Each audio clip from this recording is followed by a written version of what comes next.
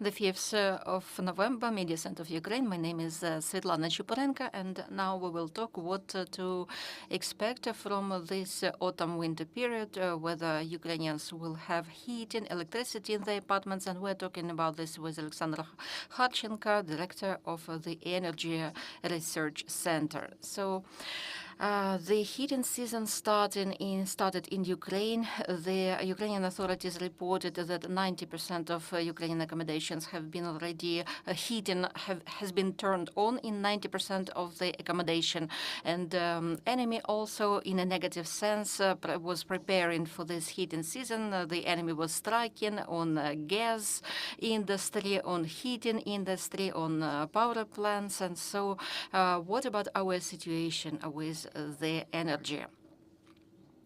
Let's try to look at the situation from the following angle. We have enough gas. From the point of accumulation of gas, we have in our deposits enough gas, enough volume, which allows us to look confidently at this winter season. I totally share your statement that we preliminary start our heating season. We, unfortunately, as a country, still are living in a Soviet discourse. In this regards, we have this notion that we need to have 24 degrees of Celsius in our accommodations and to wear T-shirts in our apartment. And I can assure you the average British citizen or France citizen does not understand this notion. And I think Ukraine must move towards better energy efficiency and more correct approaches to the usage of the heating, how much the heating should cost, but that's a topic for a different discussion. So bottom line, we have enough gas today.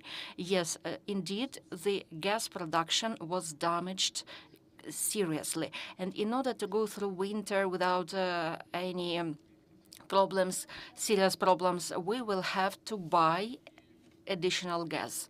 And Naftogaz continues to sign contracts, and I'm sure that we'll be able to go through this season. I see the work which is being done, and all the correct steps are being done.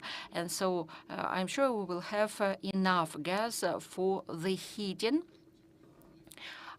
It will not be very easy, but we will have enough. The much more problem is the problem of attacks on energy supply, on distribution system for heating supply and power infrastructure, because the enemy already attacked this infrastructure, and the enemy will attack this infrastructure, and so there is a big danger in that regards. And it's very important for the city with centralized heating for them to have Plan B. In particular, in every district within the city must have additional plan. What if central distribution center will be ruined? What if boiler will be damaged?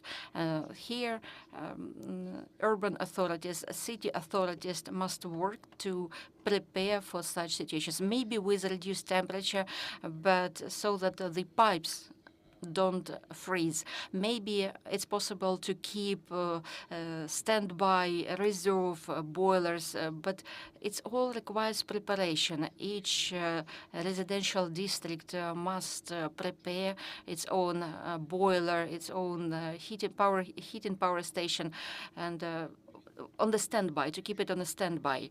If it's impossible, then we need to have a mechanism to plan how the heating systems of the housing will be rescued. So we need to be prepared how to pour down water from the pipes, because it will be much easier than if the pipes freeze and burst, then we will have to replace the entire building or to to pull down the entire building will be needed to restore the piping system. So to prevent that, we need to have to be prepared. We need to have plans, action plans, and local authorities must develop these action plans in order to prevent emergency situations in case of enemy attacks on heating supply system. We see that Russia now attacks substation which feed nuclear power station. How dangerous this situation is? Here is a very interesting statistics published by the temporary investigative commission of the Verkhovna Rada on energy. People deputies carried out, I think, huge work. And there are many details, but they really dig out a lot of figures. So interesting statistics, 74 objects are currently protected of high voltage. 74 high voltage are protected, and another 35 are in the process. And that's the second degree protection. What about another statistics?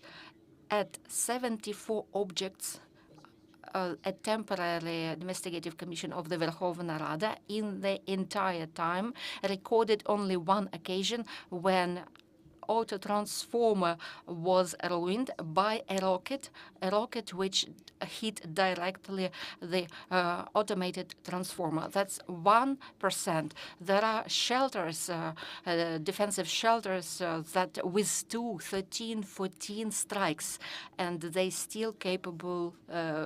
They're still in operating state, in operational state.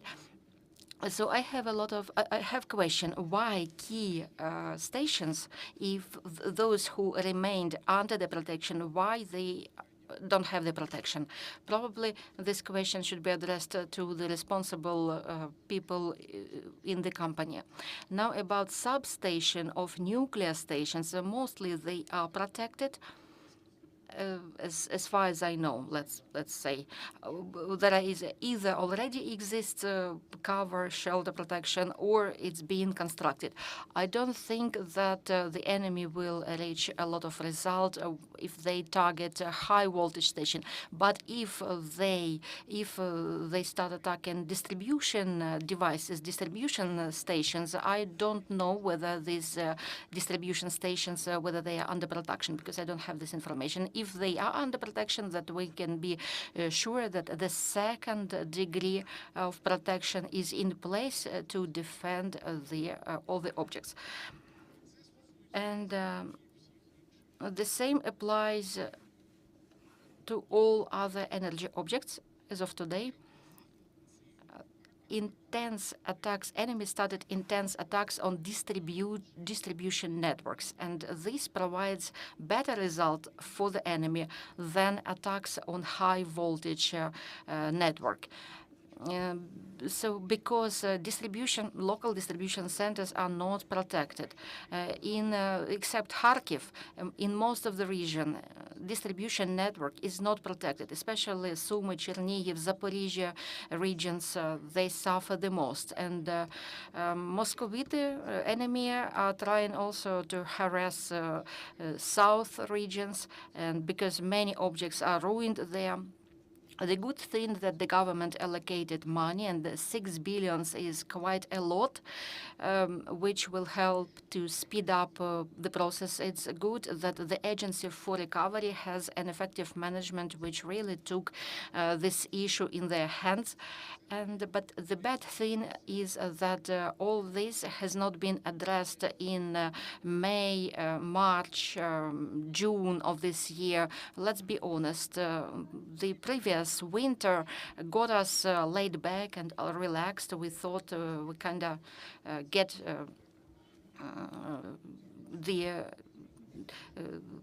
we were under the idea that we are all good, that we are all defended. But we need to remember that we shouldn't get relax, and we always need to restore the materials, and we need to be prepared all the time. So there are some cons and pros in this process. Another thing is organization, how to approach this work. In 2-3 months is unrealistically to build entire protection. So this winter we will take it as it is. In spring, yes, the active construction will start in spring, and God bless, next season the distribution network will be better protected. But this winter we will take as it is. So in what state the energy system is right now? Because we live in the period of light outages, electricity outages, and we are rescued by outside weather temperature, plus 13, plus 14 by Celsius. So when it becomes colder, it's not very easy process, because when the heating is turned on, then the electricity consumption decreases. When the buildings are not being heated, population uses huge volume of electricity for heating devices, for various heating devices. And when the centralized heating is on, the consumption of electricity by population reduces significantly. So on the contrary, I expect the situation to improve soon, and the outages, the schedules for controlled outages will become better with less outage time. But again, the distribution network, which is not covered, the attacks will continue on the distribution network, and that will cause damage to the infrastructure. And the damage, for example, of substation of 110 kilovolt means that a certain region, 1,020, 1,050,000 people, they will have to live without electricity for a few hours if such a substation, 110 kilovolt substation, is ruined. So we should expect this year not so much regular outages, but many local situations connected with emergency outages, electricity outages, after following the enemy attacks. And because sometimes physically there will be areas where physically will be no connected cables. And here I want to quote the head of Ukrenergo, who says that, dear Ukrainians, let's just be a bit more like Europeans. Additional sweater, put on some sweater at home, and it's not the end of the world. And let's think that the general comfort and well-being will depend on how at your home you will use the electricity and the heating. And if we really responsible approach take, then it will benefit all. So what about energy companies? Are they ready to quickly resolve and fix the situations after the attacks? The situation is vary in different regions. There are regions where the level of preparedness is really high, where they rehearsed the repair mechanism, where they have protection of the first degree, at least first degree protection. But there are regions where they almost don't have standby equipment. The emergency teams are not prepared. I don't want to call out the concrete regions, but it's the fact. And the government knows the situation, and people in those regions feel it.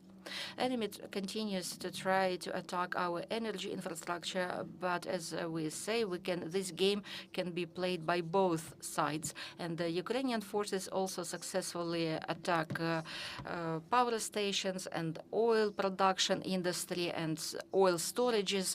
So how do you assess the consequences of our attacks for Russians? I would split the response, because the oil industry and oil shipment is one direction and electricity is another direction. So I would say let's do it more.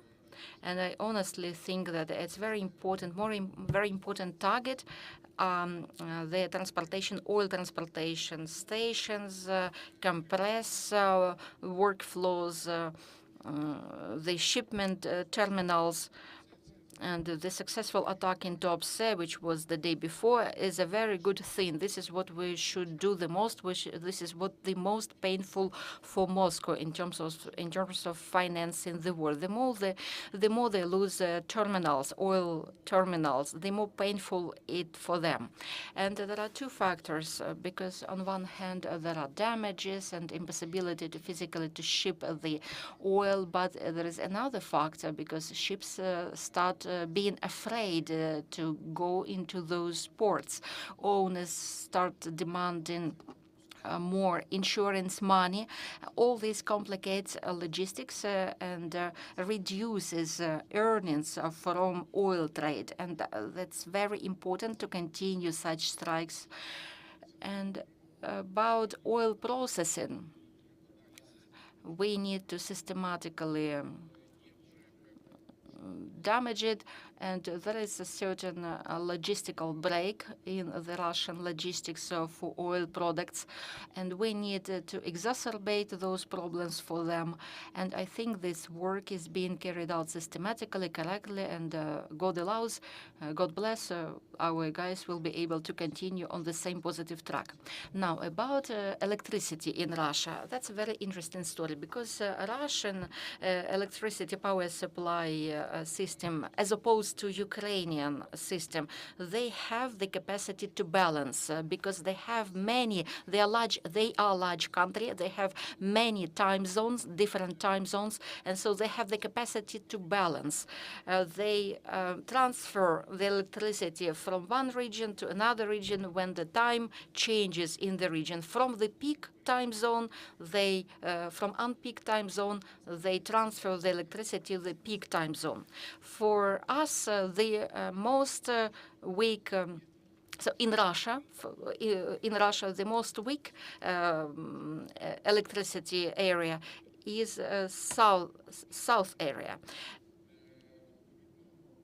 And so, but they have their own problems. And what takes place, our strikes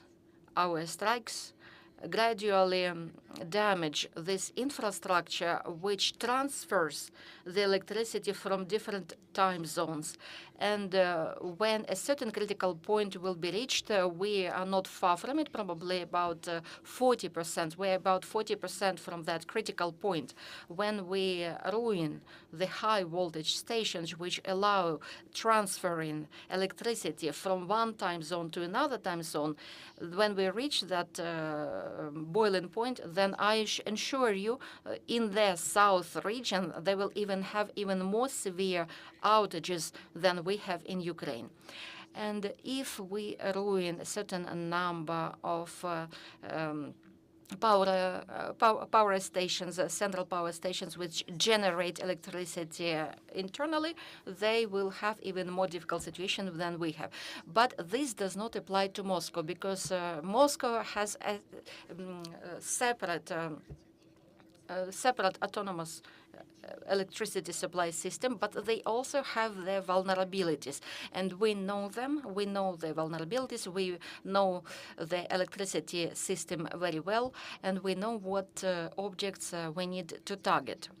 It's not very easy because Moscow is well protected, but at the same time, it's a megapolis where 12.5 million of people live, and so they have their huge vulnerabilities. So let's just look how things develop. I am sure that our drones, and drone operators, they know very well what to do, just to mirror to them why this is both sides' game. Thank you, Oleksandr. Maybe there are questions to our speakers, so please, now it's a Q&A question. Good day, Volodymyr Nedilko, a Telegraph issue. I would like to ask you, so you said that there will be enough gas to go through the heating season, but at the same time, I would like to, being an expert, as a person who was related to Naftogaz, I would like you to explain the story with 13.5 billion estimated gas in the storage, because in the beginning of the season, this is 13.2 billion of gas, of cubic meters of gas was planned. And then recently in October, Kharchenko gives a press conference. We are well done. We performed the plan, and immediately on the same day, he says that we have disbalance of over 4 billions. So I don't understand what this figure means. So if we had 18, if we estimated that we needed 18 billions, then we would probably need to pump more. And then we wouldn't have to spend money now at winter when the gas will be more expensive. So this is the first question. I would like you to explain it. How I see situation in this aspect. Planning of 13.2 cubic meters we planned coming from the optimistic scenarios. Let's be honest with each other. 13.2 billions, that was optimistic scenario, considering that there is a passive volume of gas. So 13.2 was estimated optimistic volume of gas needed for the winter season. But when we lost certain, and I think that we will not be able to renew 40% of our own gas production because the compressor stations are being ruined.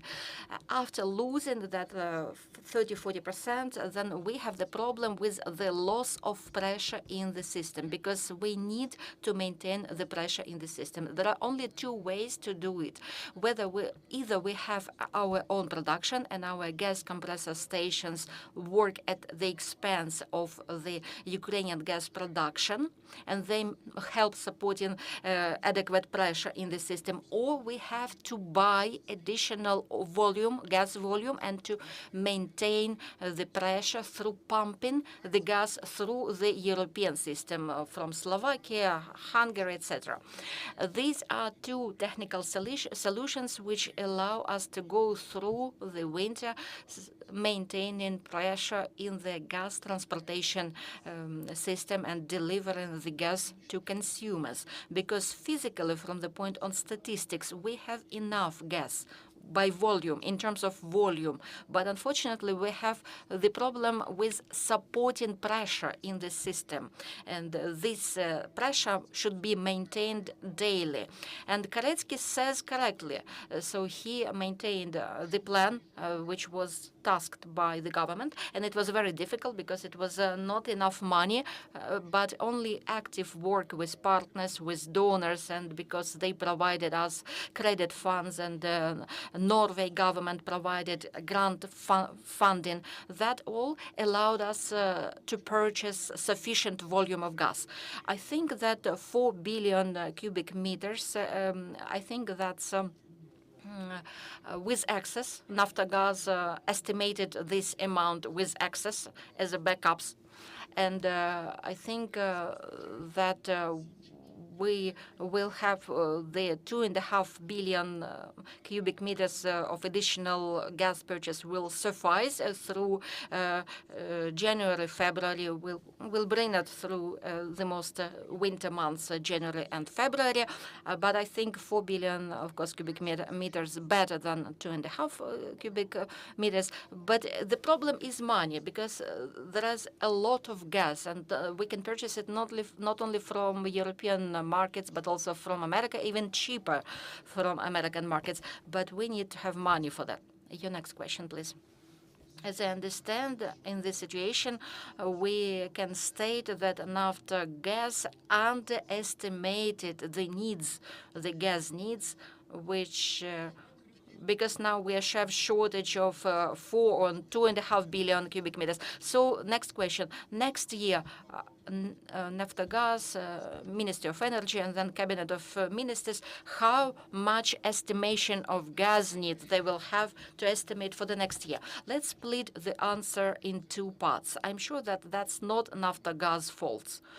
There are other optimists who thought that the submitted estimations are overstated, and in this regard, also there is some responsibility should be taken by the Ministry of Energy and the Cabinet of Ministers, because there is also Ministry for Regional Development, which also the main consumer of the gas, and also the Ministry of Regional Development also has its own voice during formation of the balance for the year and during estimation of the gas volumes needed.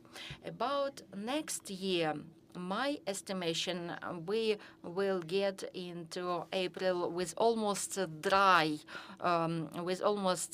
storage, and after that, the question is open. There are three factors. First factor are attacks, and we cannot predict what compressor stations will be destroyed, what purification stations will be destroyed, and how we will be able to restore them. That's the second factor, how quickly we will be able to restore, rebuild, repair, and how much resources Naftogaz will have to build the compressor, or maybe to find partners who will help us do this. Because compressors, they cost from $2.5 to $5-6 billion each. $1 million each, and we have dozens of such compressors right now. But there is also a problem not only with money, but with availability of those compressors on the world market. Because when that's the similar problem with the problem when we had to purchase transformers. Compressors is a deficit in the world.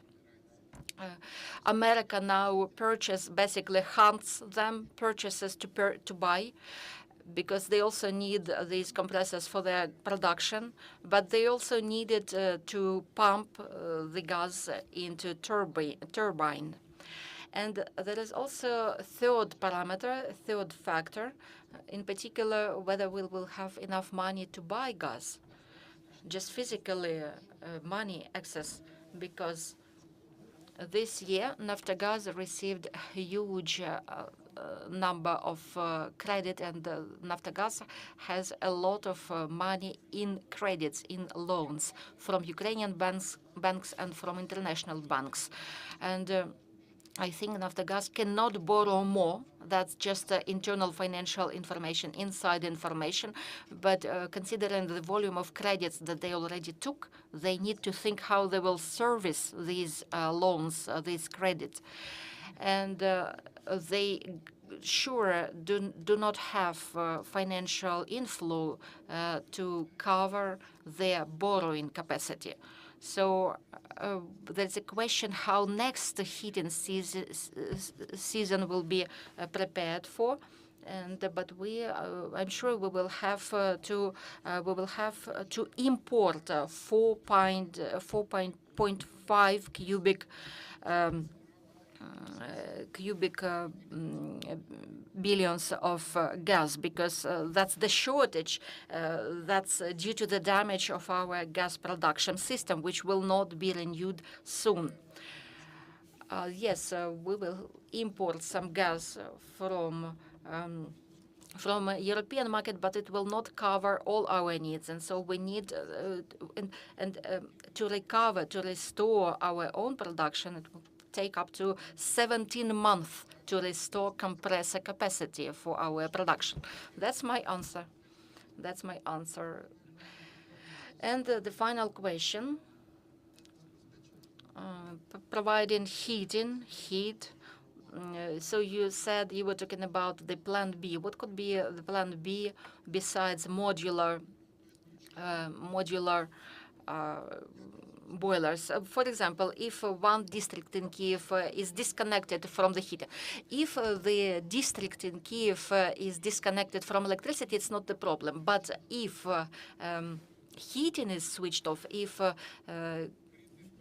power supply station in Kyiv was turned off, and the electricity and the temperature below 3 degrees, and then Kyiv should declare pouring down water from the piping system and evacuation. If that's power station 5 or power station 6, the boilers at power stations 5 or 6 have been damaged and ruined, and there is no estimation that these boilers could be restored within like 3 days, then it's a man-made catastrophe, and population should be evacuated. Are there any initiatives at the level of legislature or the cabinet of ministers to reduce the usage of heating? I don't see such initiatives. Mechanisms, quick mechanisms. The cabinet have enough mechanisms to reduce the temperature of heating water in the apartments. It's not a problem. At the level of local councils can take are capable to take such decision to reduce the temperature of the water heating, and this will reduce the gas consumption. Thank you, Oleksandr, for your responses. We discussed the topic of heating season, and Media Center continues our work. At 12 o'clock, we will discuss how to prove crimes, international crimes committed by Russian criminals.